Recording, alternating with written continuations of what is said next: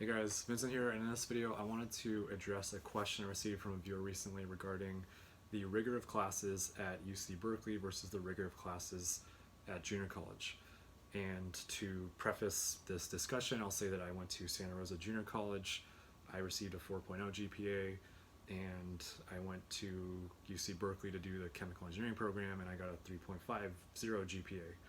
So at the surface, you can kind of say my anecdotal evidence is that my grade point average was 0.5 points lower, and I put in roughly the same amount of work that I did at junior college as I put into UC Berkeley, and that is the raw data.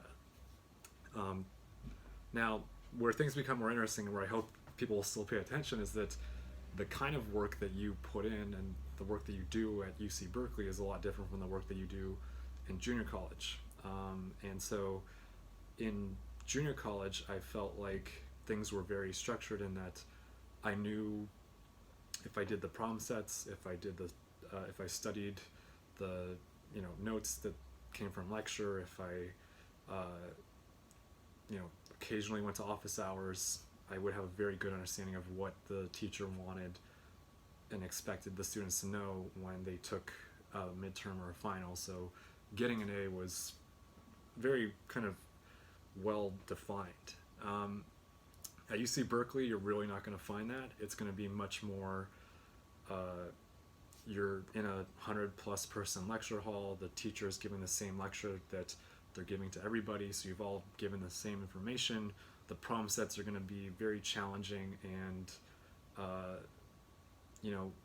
when time comes for taking the midterm or the final, you're going to feel kind of like off balance slightly. It's going to feel like you really don't know what you need to know and how well you need to know it. And that to me was probably the biggest shock that I was in for at UC Berkeley the first semester or two, or all of them. The other part of the question was how long was I at UC Berkeley after I transferred. I was lucky in that they offered the classes that they did, so I was able to graduate in a little over 2 years. So I started in the fall semester of 2016, and then I graduated in the summer semester of 2018. So I was able to finish after 5 semesters exactly. So it was definitely intense. It got a lot more intense near the end because I was trying to graduate sooner rather than later, because each additional semester you're there is like another lump sum payment if you are enrolled in more than 12 units, or at least this was the fee structure when I was there, because I was trying to get my undergrad degree as cost effectively as I could being an engineer. But yeah, so 5 semesters is how long it took me.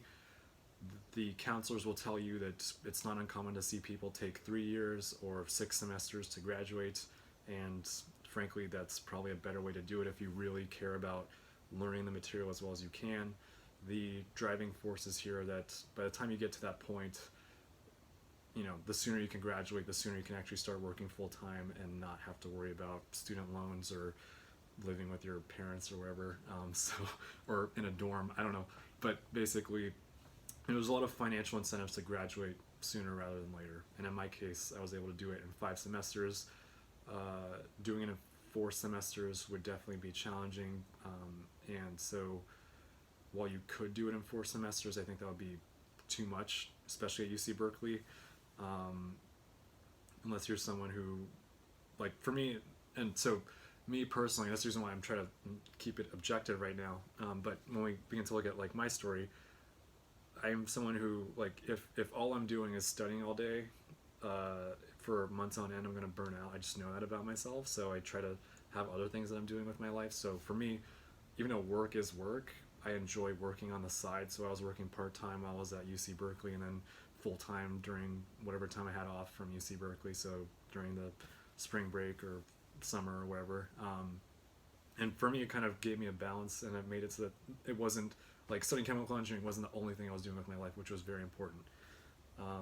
So that's basically how long it took me to graduate. Those are my thoughts on how long it took to graduate and what I was doing. But the other thing I want to come to here is that,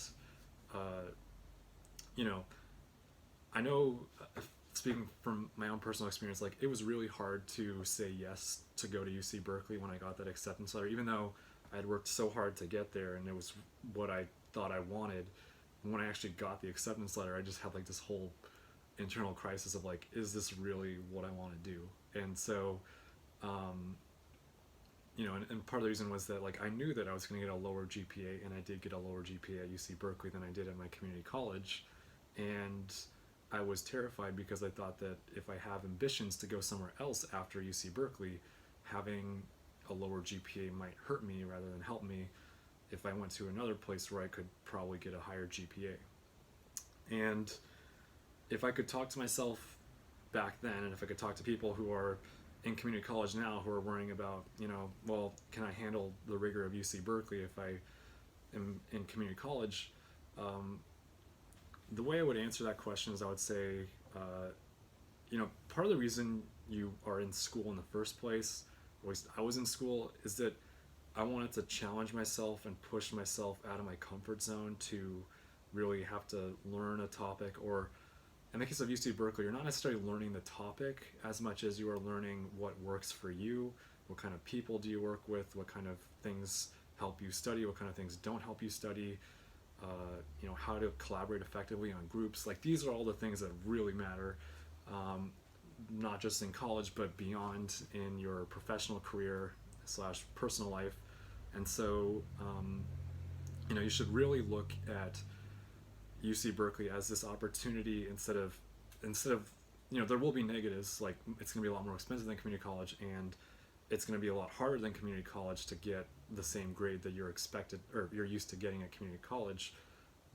Like those are the negatives, but the positives, in my opinion, and the reason why I went to UC Berkeley in the day, is that the positives should outweigh the benefits, the risks, and that you are going to put yourself into an environment where you're going to be around really smart, brilliant, passionate people who are going to make you step up your game and figure out what are your strengths and what are your weaknesses, and what kind of people can you work with that will help you show your strengths and cover your weaknesses when you need it. So like, if you have a hard time with math, which one of your friends is really good at math you can get help with, and how can you help that friend out when they need help in something that you're strong at. So it's like you learn how to work on a team, and that's probably implicitly the most important thing that comes out of not just UC Berkeley, but wherever you are going to school. Even in community college, you will still hopefully have a chance to figure these things out.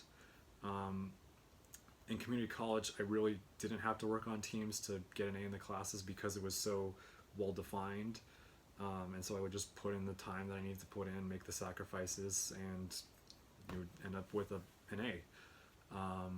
But at UC Berkeley, it's a lot different. Things are much more nebulous, and so you really are forced to fall back into these things where, who do you work with, how well do you, just all things I've already said. So it's like, the other very important thing here is like and I know I made another video about this in the past, but do not let yourself be boiled down to a grade point average or a test score. You bring a lot more to the table than a GPA or a GRE score, for instance. And also, if your goal is to graduate as soon as possible to get this career in the professional world, know that your GPA really only matters for that first job, and then that's kind of it.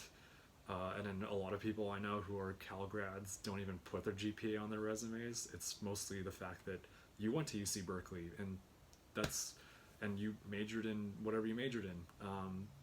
Although chemical engineers, we do like to look favorably on ourselves, but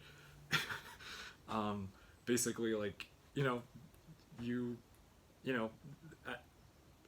don't let that GPA be a defining thing about you, because you are more than a test score.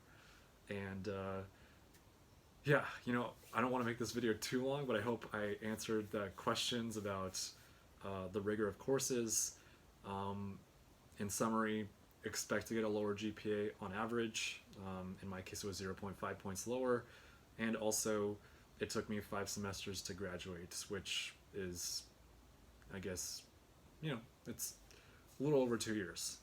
So that's the kind of commitment you should expect to make at UC Berkeley as a community college student.